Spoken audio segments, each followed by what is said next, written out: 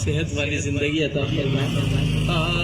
ایک بالکل نیا کلام پڑھنے جا رہا ہوں، توجہ سے سنیں گے تو انشاءاللہ بہت خوبصورت اشعار لکھے ہیں ہمارے عابد شیرازی بھائی ہیں، ہمارے حیدرآباد کے شاعر ہیں، انہوں نے ذرا مل کر اس میں آپ نے بہت ایک التجا ہے اس موقع کے حساب سے، ذرا کہیں سبحان اللہ۔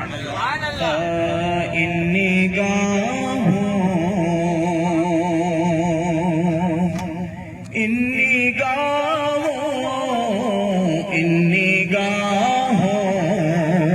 میں بسے آپ کی صورت خواجہ،